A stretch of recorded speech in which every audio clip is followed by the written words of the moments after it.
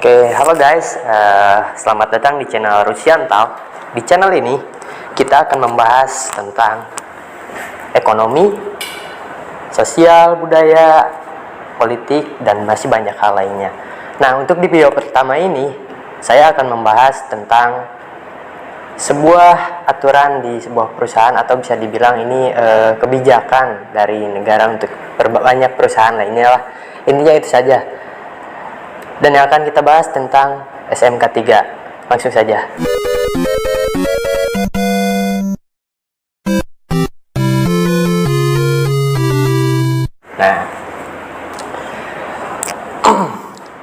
Nah guys, di antara kalian ada yang tahu nggak sih SMK 3 itu apa? Sebentar. Tenang adik-adik. Macam tak betul je budak ni.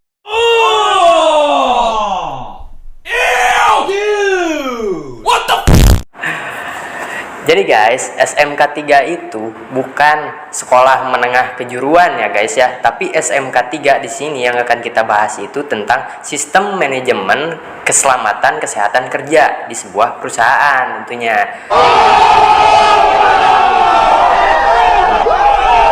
Nah, untuk membahas hal itu lebih lanjut dan lebih luas lagi, saya udah mengundang seseorang yang sudah bergelut di bidangnya dan sudah pastinya ahli di bidang itu. Okey. Tanpa basa-basi, langsung saja. Please welcome Ibu Mia Yumiati.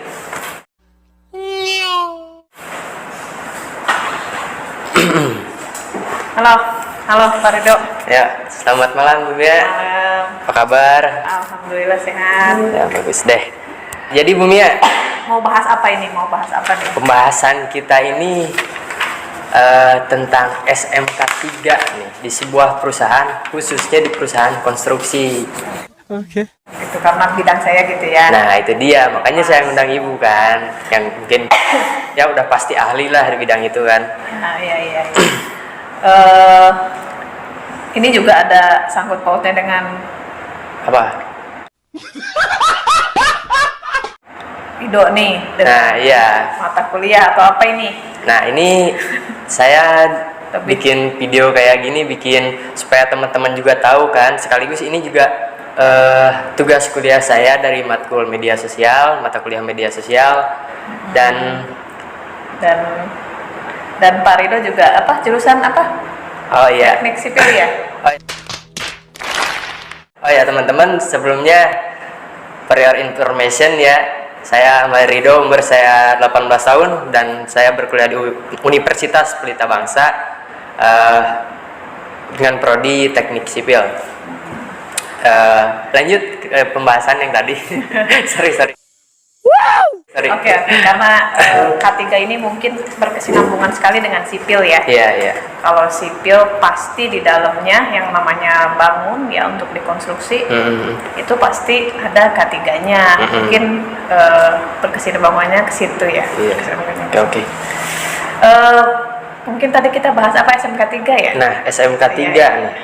Kalau SMK 3 di perusahaan yang saya kerja sekarang itu udah apa namanya ya termasuknya udah bagus ya, karena kita udah punya sertifikat itu pun berarti sudah ada izin dari pemerintah, udah tersertifikasi. Oh iya, Bu Mia, sorry nih. Semisal ada sebuah perusahaan yang belum mendapatkan sertifikasi, itu berpengaruh nggak sih ke perusahaan tersebut dalam hal bisnisnya kah atau apa? Pengaruh sekali. Karena apa? Jadi SMK 3 ini selain melindungi pekerja, itu juga dia jadi nilai plus atau nilai tambah perusahaan. Oh gitu. Karena apa? Karena setiap kali tender, kalau misalnya dari owner ya, dari yang mau bangun itu dia Apa tuh? Berlama-lama kemudian. kayak contohnya biasanya owner tuh udah pengen melindungi pekerjanya. Jadi dari salah satu nilai plus juga itu karena sekarang kan udah harus mengikuti aturan ya dari pemerintah, kita wajib ya wajib melindungi pekerja ataupun biar tidak ada eksiden. Nah, salah satunya dibuatlah tentang sistem manajemen K3 sama pemerintah. Nah, itu ada di peraturan pemerintah nomor 50 tahun 2012. Makanya setiap perusahaan kepengennya kalau misalnya dia bangun atau misalnya dia ada pembangunan apapun itu, kalau udah mengikuti aturan berarti rata-rata perusahaannya sudah besar. Ya, sudah besar. Makanya dia bangun pun pakai kontraktor yang sudah tersertifikasi SMK 3. Nah, itu menjadi salah satu nilai jual. Kalau misalnya di perusahaan ini nggak punya sertifikasi SMK 3, berarti tidak bisa ikut tender perusahaan-perusahaan besar. Kayak gitu. Jadinya ya itu salah satu nilai jual juga. Selain melindungi pekerja, itu salah satu nilai jual bagi perusahaan. Kayak gitu, Pak. Nah, yaitu salah satu nilai plus lah ya. Jadi sertifikasi itu hanya sebagai yang pertama mungkin untuk melindungi pekerja, yang kedua untuk nilai jual juga, dan semakin besar perusahaannya itu pasti harus membutuhkan sertifikasi kan, Bu? Semakin besar biasanya harus mengikuti aturan. Rata-rata ya perusahaannya udah punya nama ya. Semacam Toyota, ya grupnya Toyota itu wajib. Kalau kita tender itu harus sudah tersertifikasi SMK 3 gitu. Nah, ada lagi mungkin? Ini nih Bu Mia, misalkan bentar. Gimana ya? Berlama-lama kemudian. Oke, langsung aja ya, kita to the point aja nih. Oke. Saya mau nanya nih soal apa sih yang dimaksud SMK 3 itu? Nah, tadi kan saya udah sempat jelasin tuh SMK 3 tuh sistem manajemen keselamatan kesehatan kerja gitu kan. Nah, untuk lebih jelasnya mungkin dari Bumi ada tambahan terkait apa sih SMK 3 gitu. Nah, gitu biar tadi padahal udah luas ya, kita itu udah sertifikasinya, tapi nih mungkin teman-teman juga harus mungkin tahu. Ada yang belum mudeng ya. Saya juga soalnya belum mudeng.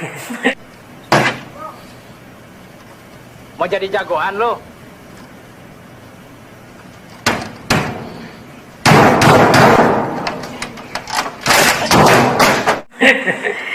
Jadi SMK 3 itu sistem manajemen. Awalnya aja udah sistem manajemen.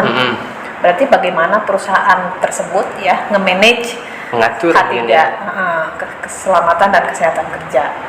Nah, jadi kalau lebih jelasnya perusahaan saya kasih contoh ya. Nah, di perusahaan saya karena sudah tersertifikasi SMK 3 berarti kan harus mengikuti mengikuti apa yang sudah jadi aturan-aturan dalam aturannya. Oke. Salah satunya kita harus punya organisasi terkait K3. Nah, kita bentuklah struktur organisasi P2 K3. Nah, dari struktur P2 K3 ini kita nanti menentukan kebijakan perusahaan. Kebijakan K3 ya, kebijakan K3-nya apa, nanti akan mengerucut dari kebijakan tersebut. Berarti kan nanti ada target berapa pencapaian. Nah, itu misalnya targetnya zero accident. Misal dari kebijakan itu ya. Nah, zero accident nih apa aja yang harus dilakukan? Ya kan, apa aja yang dilakukan dari mulai work instruction atau instruksi kerja, prosedur kerja, dan nanti pada saat pekerjaannya itu harus mengikuti aturan-aturan yang sudah jadi pada saat pekerjaan itu dijalankan, aturan itu harus tetap dijalankan juga berarti ya. Iya, karena namanya yaitu, tapi yang maksudnya sistem manajemen ini dia nge-manage-nya gimana. Yang awal kita lihat itu adalah struktur P2 K3 tadi. Habis dari struktur ini mereka yang akan mengatur. Nanti kan ada seksi-seksinya ya. Ada organisasinya dari mulai project manager, kemudian sekretarisnya, sekretaris P2 K3 pun itu harus sudah punya ahli K3 umum gitu.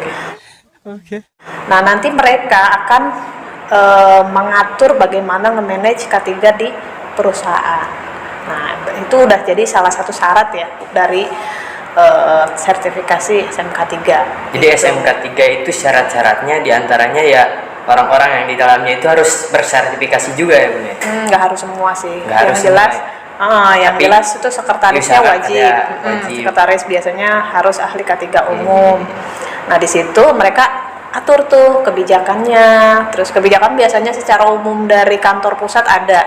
Tapi misalnya ada proyek apa biasanya ada khusus kebijakan K3 khusus. Oh, jadi berbeda-beda itu yang khusus itu. Iya. Kebijakan K3 yang khusus itu berbeda-beda di setiap perusahaan. Beda, bukan perusahaan. Ya pasti setiap perusahaan beda kebijakannya ya. Tapi intinya fungsinya tujuannya sama, yaitu untuk tidak ada kecelakaan dan mengikuti aturan-aturan yang sudah yang sudah diadain di SMK 3 itu di peraturan pemerintah gitu. Oh iya, pertanyaan lagi nih Bu. Misal nih kan Ibu kerja di sebuah perusahaan konstruksi kan, ini ada proyek segala macam udah kelar segala macam lah, di proyek lagi jalan. Nah, cara kita tahu atau cara kita ngecek supaya perusahaan kita ini udah menaati aturan kah atau belum kah secara full itu gimana sih Bu caranya? Oh iya, pertanyaan bagus ya. Jadi gini Pak, jadi kita nggak akan semata-mata mengikuti aturan SMK 3 ya. Nah, gimana mereka ceknya dan kita gimana cara ngelapornya ya. Nah, kita itu ada audit Pak dari eksternal, atau eksternal itu maksudnya dari pemerintah karena sudah sertifikasinya dari pemerintah ya, dari Dinas Tenaga Kerja, otomatis mereka akan mengecek apakah kita benar-benar mengikuti aturan tersebut atau tidak gitu. Biasanya setahun sekali sih Pak, setahun sekali. Oh jadi audit itu setiap setahun sekali pasti ada? Tapi ada nanti itu untuk menentukannya ya. Untuk menentukan sebenarnya per 3 tahun. Tapi nanti ada cek lagi setiap 6 bulan, setiap 1 tahun. Nanti ada pengecekan kayak gitu. Oke. Dan penilaiannya itu akan pengaruh ke sertifikasi kita. Nanti ada berapa persen gitu. Dari situ yang kita sudah mengikuti aturan-aturan yang ada di dalam SMK 3 atau belum. Nah, terus mereka nanti ngecek gitu. Contohnya dari mulai kita kebijakan K3 tadi ya, kita ada nggak kebijakannya apa. Terus kita dari kebijakan tersebut, tujuannya kan dari kebijakan tuh, tujuan kitanya. Misalnya tadi contoh ya zero accident. Nah, teman-teman pada tahu nggak sih zero accident itu apa? Gimana caranya biar zero accident nih? Jadi, zero accident merupakan keadaan di mana sebuah perusahaan mampu mengurangi terjadinya kecelakaan kerja. Tidak hanya mengurangi, tapi juga mencegah kecelakaan kerja serta menjamin tenaga kerja tersebut mendapatkan perlindungan atau keselamatan. Berarti, ini si perusahaan sudah punya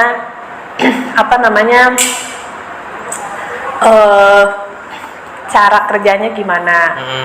Terus apa sih di cara kerja ini, apa sih SOP-nya gimana? Oh, mungkin itu yang dimaksud manajemen tadi ya? Iya, nah kan mulainya dari kebijakan itu. Nah, itu yang akan mereka cek. Dari mulai work instruction, prosedur, kemudian formulirnya seperti apa, itu semua mereka cek. Mereka apakah izin kerjanya udah oke atau belum. Nah, dari kita buat klausal-klausal itu kita harus mengikuti aturan balik lagi gitu. Misalnya contoh ya tadi zero accident ya. Nanti ada pekerjaan api misalnya. Pekerjaan api ini seperti apa? Nanti ada work instruction-nya. Kemudian ada prosedurnya. Nah, ini akan mereka cek setiap langkahnya. Terus nanti apa sih memang prosedurnya? Contohnya yaitu kerja api tadi ya. Misal harus ada misalnya welding, pengelasan. Harus memakai APD yang lengkap. Terus nanti harus terpisah dari bahan mudah terbakar. Pekerjaannya harus terlindungi, pekerjaannya harus terlindungi. Bahan-bahan dari lingkungan pun sama. Nah, itu mereka cek satu persatu. Sementara itu di suatu dimensi yang lain,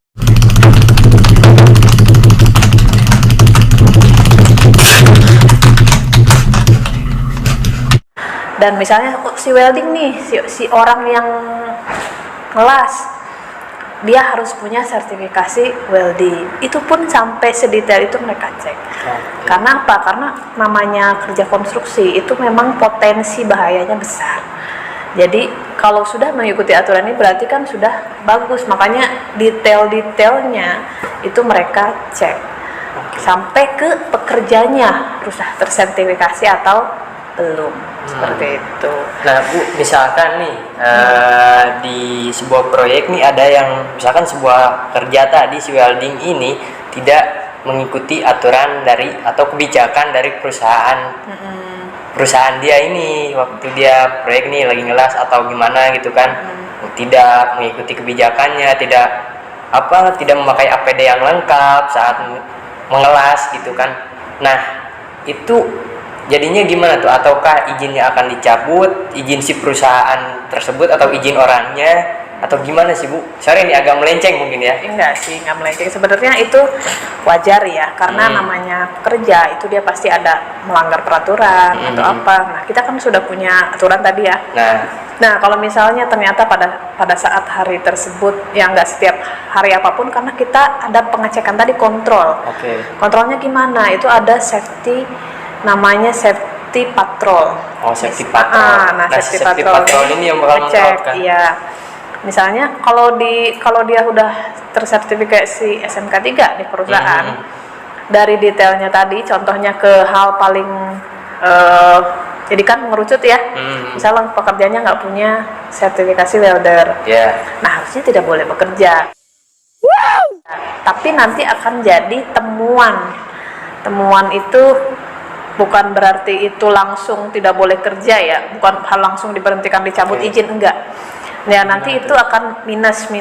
Misalnya salah satu pekerja tidak memakai APD, itu nanti ada minus. Jadi nanti 100% misalnya ya, karena dia ada pelanggaran, itu berkurang nilainya. Gitu. Nah, kalau misalnya kelihatan pada saat pengecekan oleh audit eksternal, ya oleh tadi pemerintah, itu akan jadi poin yang sangat besar pengurangannya, gitu. Dan itu nantinya akan misalnya berpengaruh banget ya ke perusahaan. Berpengaruh, tapi bukan berarti langsung dicabut izinnya, enggak. Jadi mereka akan ngasih kita waktu. Ini dalam kondisi case-nya kalau misalkan ketahuan ya pada saat audit nih. Dia kok orang kerja yang namanya audit tuh Pak, cek dia ke lapangan. Jadi nggak hanya dokumen kita doang, tapi nanti ke lapangan juga nih udah mengikuti aturan SMK 3 belum nih, dicek satu-satu. Nah, misalnya salah satunya ada pekerja yang nggak ada sertifikasi welding misal. Itu jadi minus Pak. Misal poinnya itu dikurangi. Poin perusahaan saya tadinya 100% tuh udah wajib ya, karena namanya peraturan itu absolut wajib ya. Nah tapi nggak mungkin juga sih, karena namanya balik lagi ke banyaklah pekerja yang melanggar peraturan, dan kita juga nggak bisa kontrol 100% gitu, tapi udah di atas 90% sebenarnya itu udah bagus. Misalnya ada minus-minus tertentu, nanti biasanya mereka akan kasih waktu ke kita. Misalnya dalam 1 bulan, dalam 2 bulan, contohnya tadi temuannya tidak ada sertifikat, orang ini harus tersertifikasi, harus ikut training. Nanti ada buktinya Pak bahwa dia ikut training. Gitu. Jadi nanti misalkan progresnya itu baru 90% karena si pekerja ini belum mempunyai sertifikasi. Nah, baru dikasih waktu, mungkin begitu ya? Iya, betul. Dikasih waktu 3 bulan, misalkan. Harus memperbaiki, orang ini harus ikut ujian dulu dan lain-lain, harus punya sertifikasi dari kementerian. Gitu. Nah, jadi intinya kalau untuk penilaian tadi ya, pengecekan dan penilaian dari mereka itu tidak mesti kita harus saklek 100% ya. Ya mereka mengharuskan 100%. Tapi kita pasti ada pelanggaran-pelanggaran ya, kita nggak memungkiri ya. Nah cuman si pelanggaran ini harus diperbaiki gitu. Kalau misalnya nggak mau izinnya dicabut, misalnya tadi ada temuan tadi ya, tapi kita nggak memperbaiki, nggak memperbaiki, ya itu bisa jadi dicabut izinnya gitu sih Pak. Karena untuk dapat sertifikasi ini pun syarat-syaratnya dan prosesnya agak lumayan susah.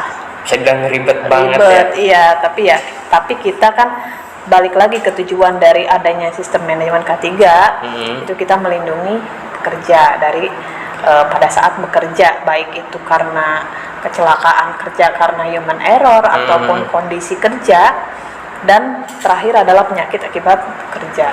Ya gitu. Jadi kita berupaya semaksimal mungkin supaya tidak terjadi accident atau penyakit akibat kerja. Gitu. Itu sih tujuan utamanya SMK 3 selain dari nilai plus perusahaan tadi ya. Jadi tujuan utama dari SMK 3 itu ya untuk melindungi para pekerja ini ya Bu ya, dan makanya, untuk memaksimalkan sistem kerja di sebuah perusahaan tersebut mungkin ya Bu. Betul. Kelakar kredit.